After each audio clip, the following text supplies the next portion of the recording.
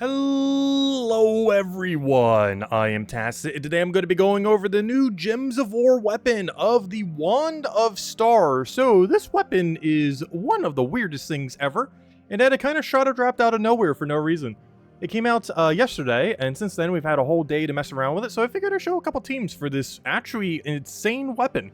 So this was available as of yesterday, just randomly. Is available in the Soulforge. You end up needing the copy of the Lovers, which is in the Vault Drop table. You need the Lovers right over here, one copy of these, and you'll be able to get it. It does not get consumed, so even if you only have one, you'll still be able to go and do it. But as far as the weapon itself, it is pretty good. The first thing that stands out, of course, first things first, if we click all colors here, it is one of only 3 all-colored option weapons in the entire game.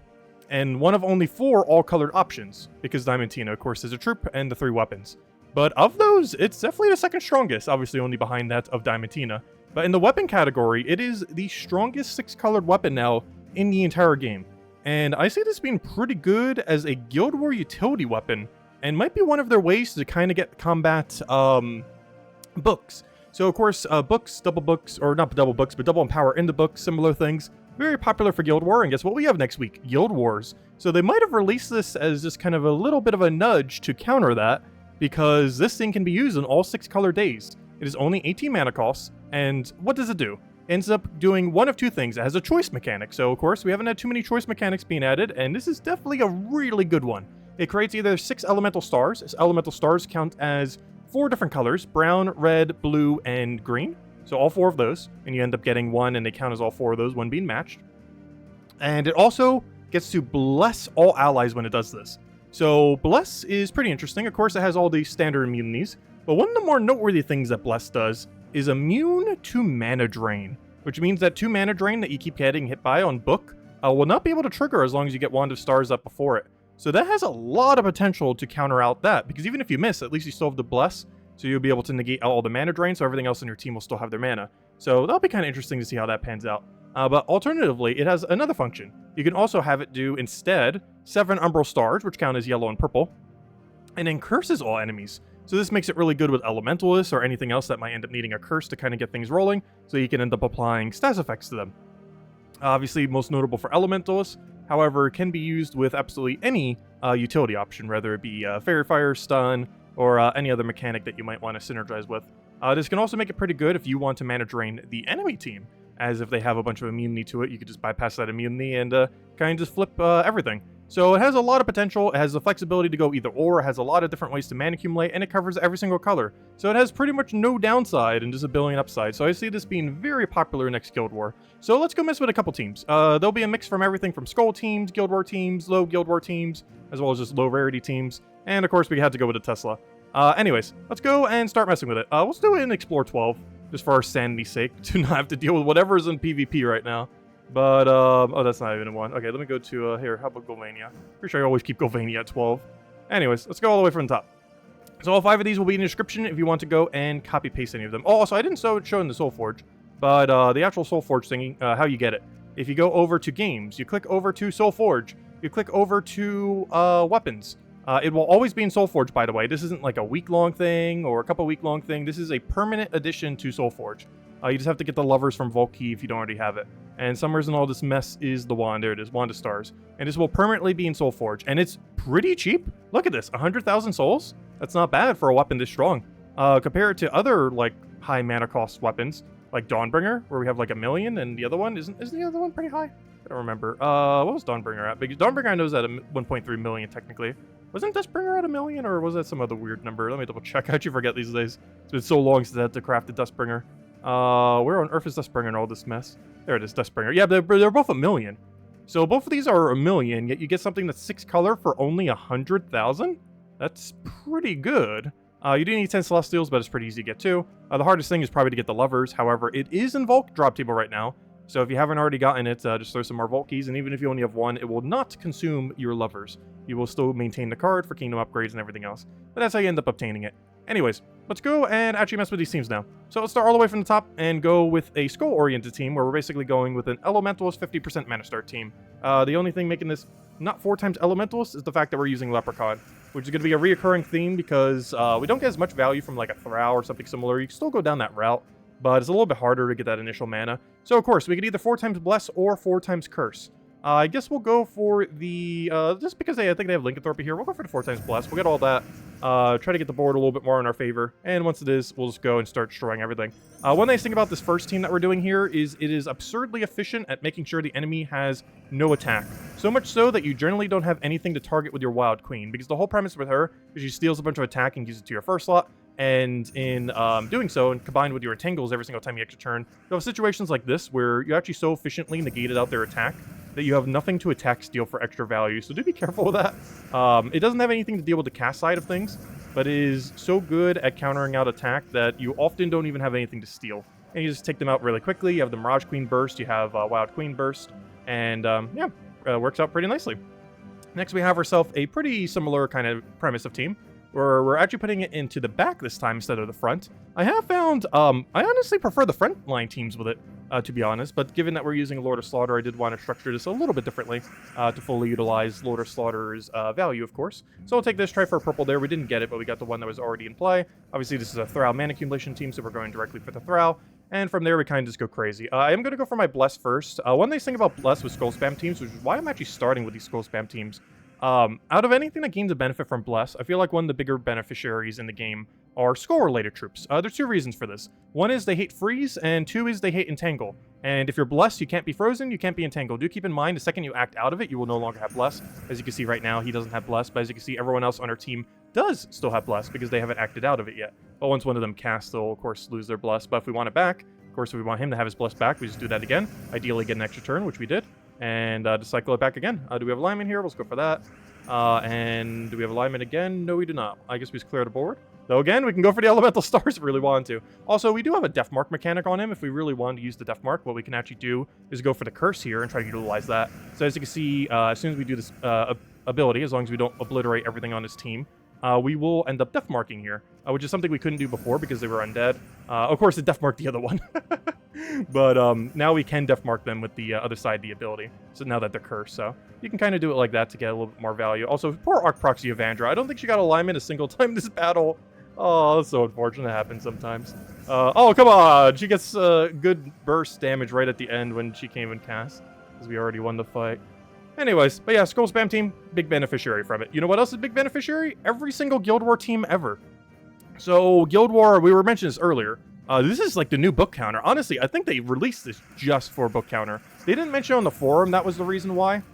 But I'm willing to make a bet. This is like a move in the direction of like, stop using book in Guild War. Book double empower. Obviously, people are still going to use it. It's absurdly strong.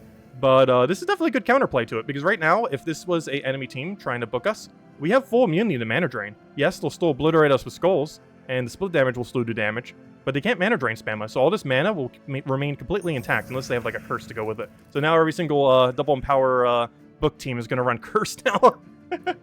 Or something similar. Or dispel. They could run dispel on it. But then they have to run a weaker hero class. Because all the hero classes with dispel don't work as well with book. But I don't know. I guess you can still make it work.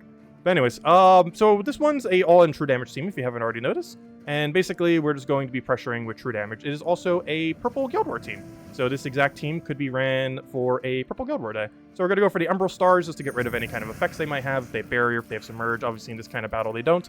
But in a Guild War-like battle, they might. Since we already have the Bless, we're just going to go with that. And you just keep chipping them down with true damage. You just keep doing your Phoenix until it is within a Weaver range. Once they are in Weaver range, you, of course, click your Weaver. And then you rinse and repeat until they are dead. Do we go for an Umbral Star here? Why not? Let's go for some Bless. Can we get all of our mana? Yes, we can. Oh, no, we did an extra turn there. It kind of looks like it because they kind of destroy an X when they do their thing.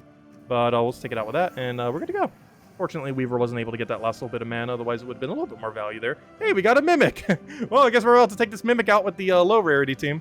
So, low rarity team. We're going to be running a Rowan Setite Warrior. It is also pure green, so technically green Guild Warable.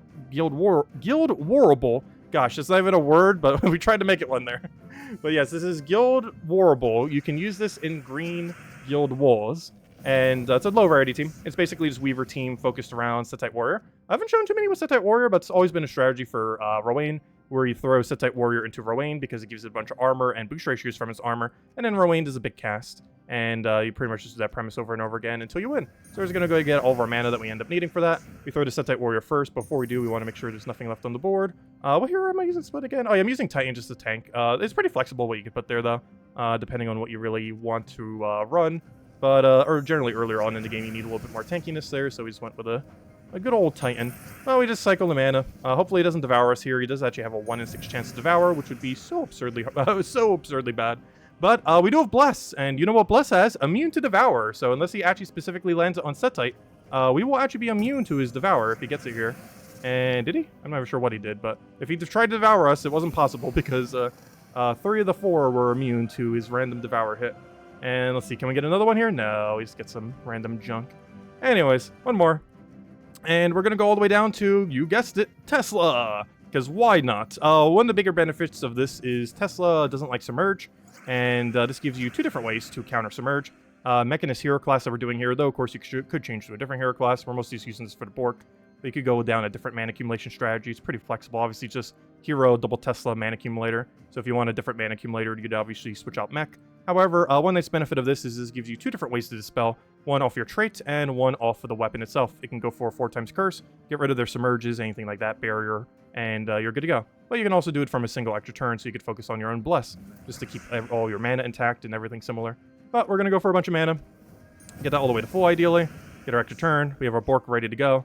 I do want to ideally fill the second one all the way to full before I cast the first, as I believe we have, ever since the Tesla buff, of course, that we got the other month, I believe this is kill range. Oh, it might not be because I'm not set to armor right now.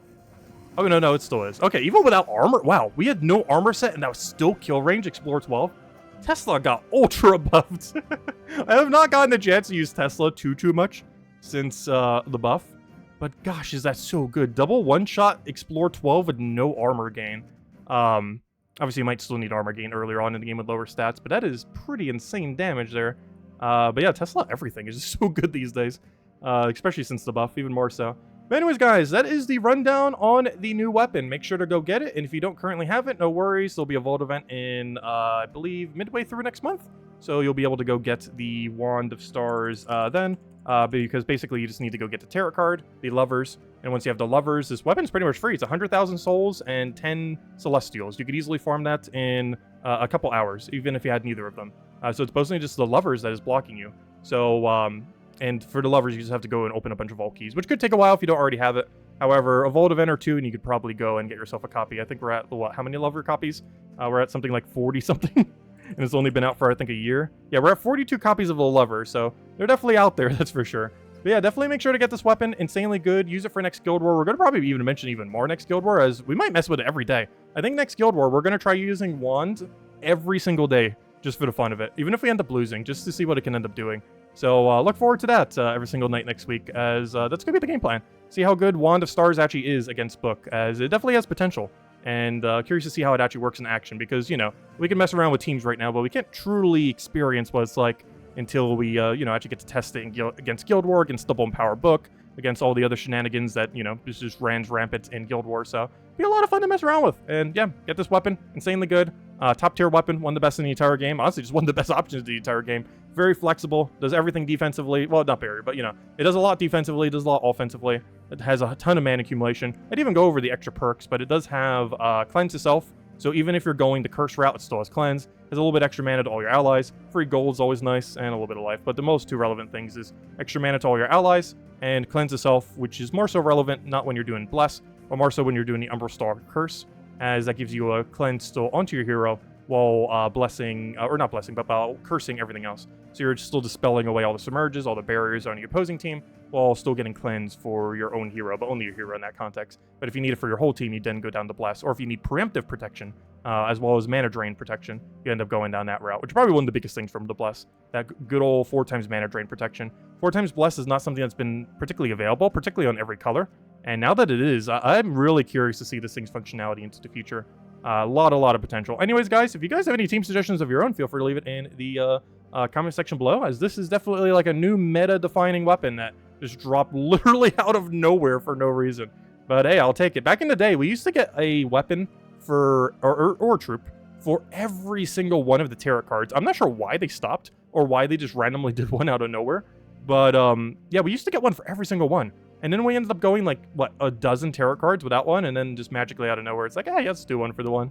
But hey, I won't complain. Honestly, I wish they would do this more. I love getting options like this, especially when they're actually usable and not just like insta-dead content. But anyways, guys, I'll catch you guys later. Have a wonderful, wonderful week, and best of luck with next week's Guild War with the Wand of Stars. Catch you guys later. Bye, everyone. Thanks for watching.